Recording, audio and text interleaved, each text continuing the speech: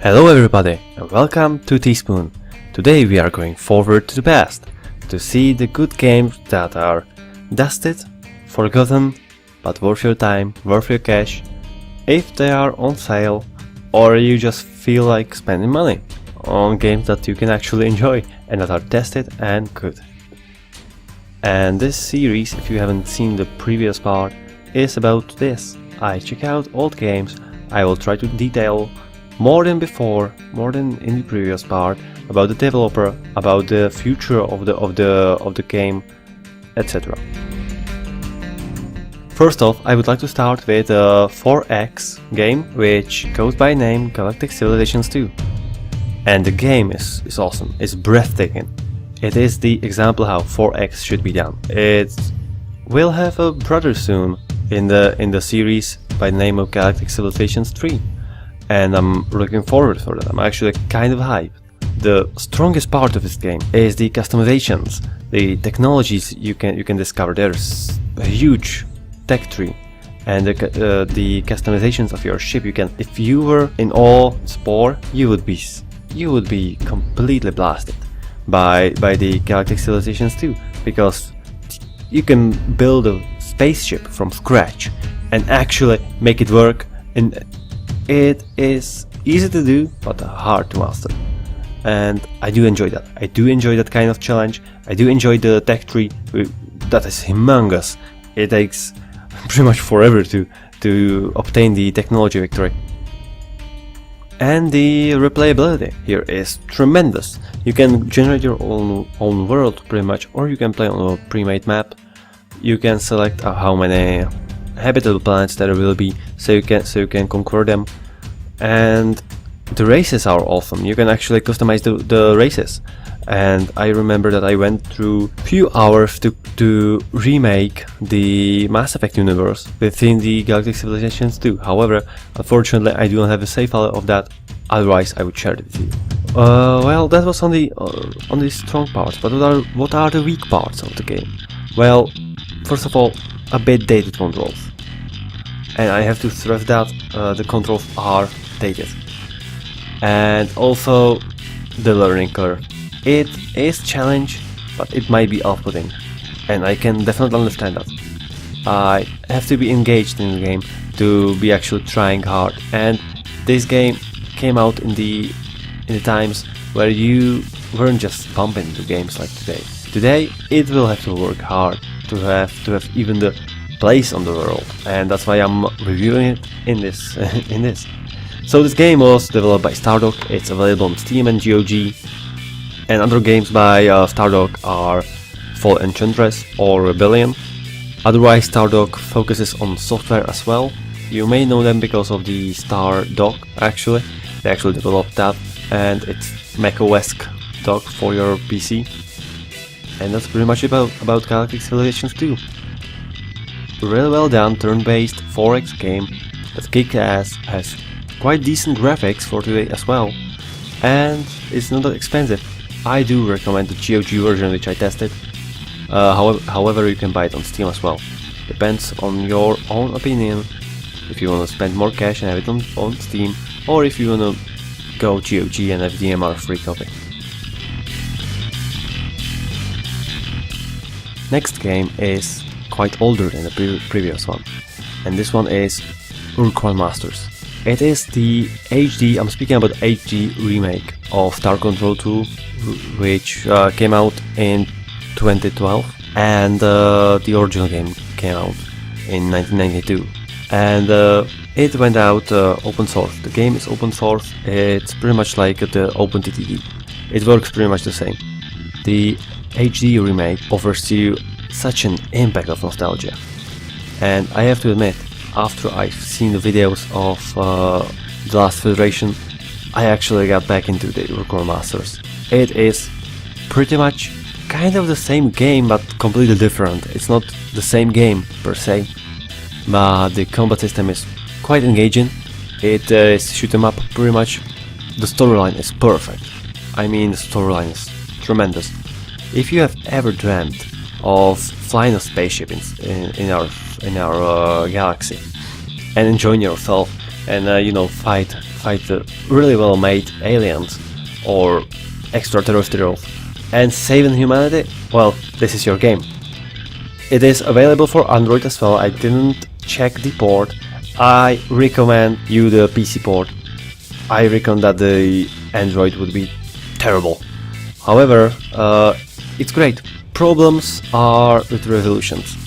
I haven't found the 1080p resolution there, which is kind of terrible. The game itself the remake is great. However, the resolution, it would be nice to have 1080p option.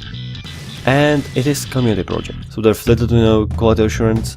The game is running, alright? There's no bugs, no glitches or anything happening. The game just doesn't glitch out. But still, there's little to no QA. And it needs to be mentioned for the sake of modders, because I believe that this game will be modded. The original was both developed by Toast4Bob, they're known for Skylanders, and it was remade by the Ur-Quan Masters team. It's available for free, and it's definitely worth your time. I mean it. If you have nothing to do and there's a long afternoon, try the game out.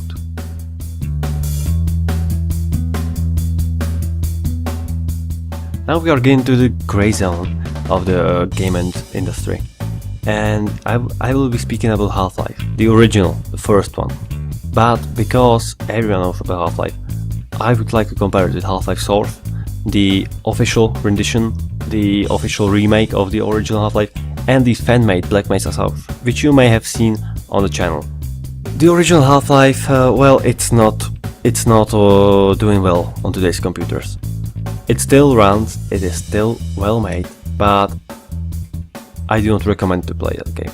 Why? Well, it has certain appeal of nostalgia in it, okay, but the Half-Life Source works much better. And it operates with today's computers. The engine works much better with today's computers. It operates, it handles so well, and it feels better. After all, it is within the Source engine, which can be ran today on the calculators. So, between the Half-Life versus Half-Life Source is a definite winner. However, when we get to the Half-Life Source versus Black Mesa South, we get to a bit of grey zone here. And I would like to prefer Black Mesa South, but it doesn't offer the complete storyline. Even though there are more assets, the game is just expanded, and it feels like Half-Life 2. Really, the Black Mesa South feels like Half-Life 2 now. However, I would have to stick to Half-Life Source, because it offers the complete storyline, and that's pretty much it. The game's strongest part is the storyline. The transition between modern murder shooter and old school FPS is appealing, but I wouldn't make that the strongest part. And a great and stable engine as well, if you're talking about the Source. The original one, it uses modified Quake engine, not that great, but still quite awesome when you think about it, that it can still be used on today's computers. However, there are some negatives about Half-Life, and it's the linearity. I know I shouldn't expect like open world or anything. I wouldn't of Half-Life. Please don't make Half-Life 3 open world game. I do like the linearity, but when you get to certain areas, you know that there will be firefight. You know, when you have a keen eye, you know that there will be firefight. You see the open area pretty much, and it's kind of off-putting. But later on Xen, it's actually not that obvious. They nailed the Xen.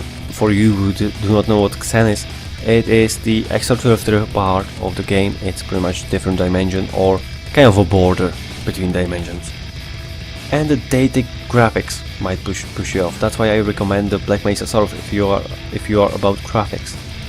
If you are not, Half-Life Source is yours. They cost pretty much the same. The Half-Life and Half-Life Source, by the time I created this video, they cost the same. So I would recommend you to go for a Source. Why would you go for the basic Half-Life? It's developed by Valve, which I'm sure you know Valve. They're the masterminds behind Steam. Other famous games, Half-Life 2, Left 4 Dead series, Dota 2, Team Fortress 2, etc. I'm sure you know them, and I will keep my opinion on them to myself.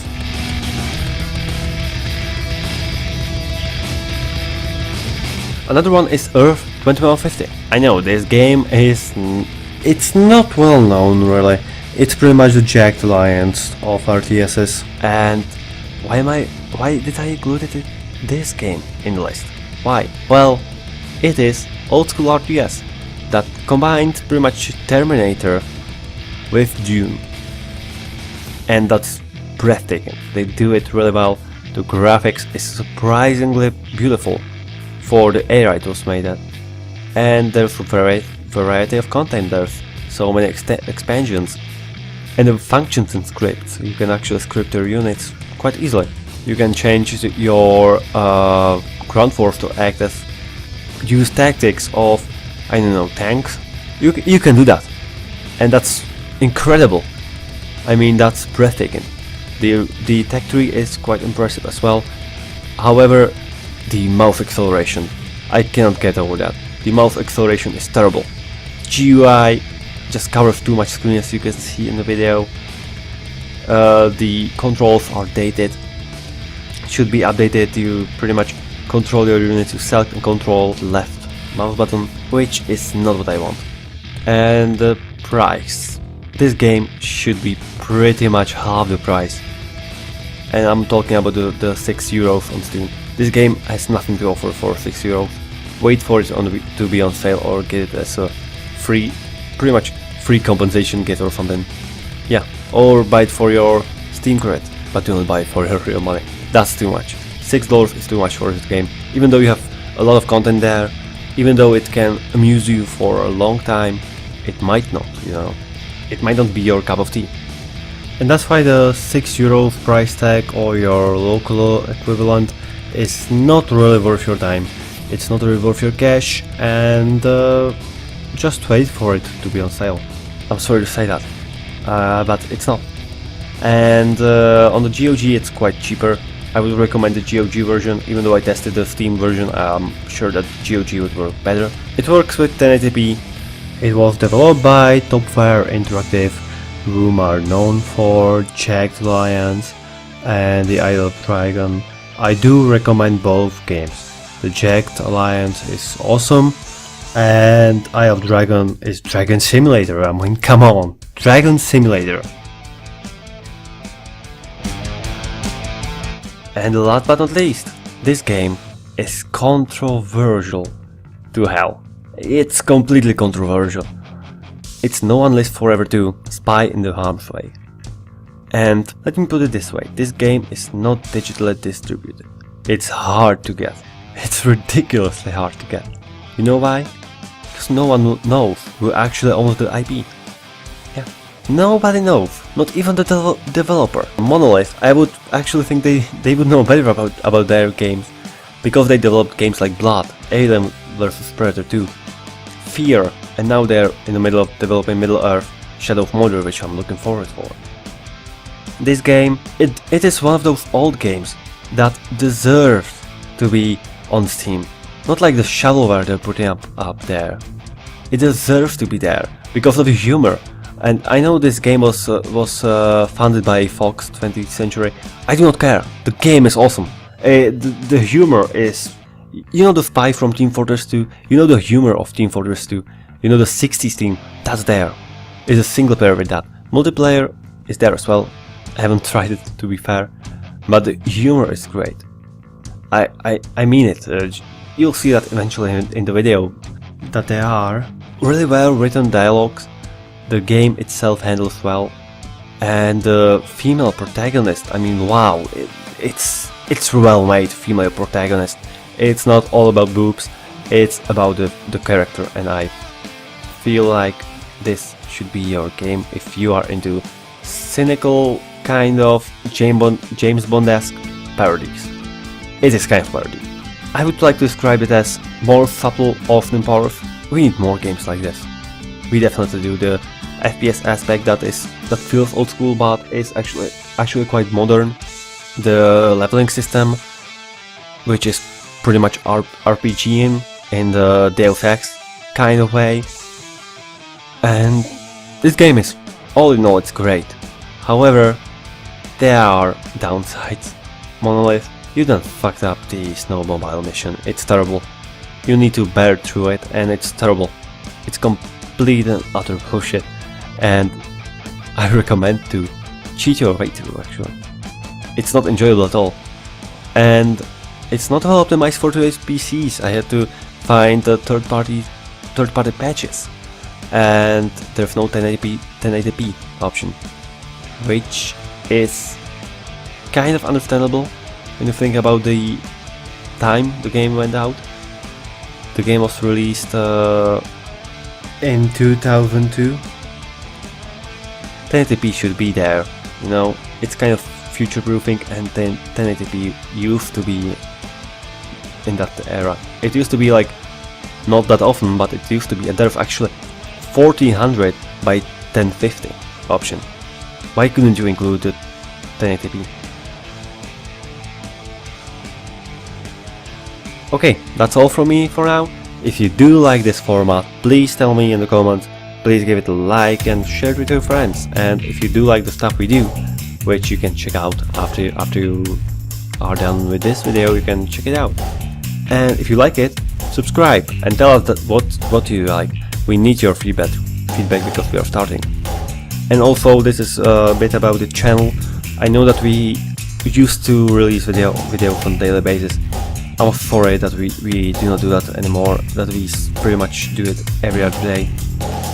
It is because Sam, you know him from the Minecraft videos, I mean the FTV videos. He is the editor mainly, and he is running on a really tight schedule because of the school. Me myself, I'm kind of lazy to do that, so I'm really sorry about releasing shit videos and not really that often. And trust me, Let's Build is coming. It will come soon. Alright guys, this is all from me now. Thank you very much for watching, thank you very much for supporting us, and see you next time.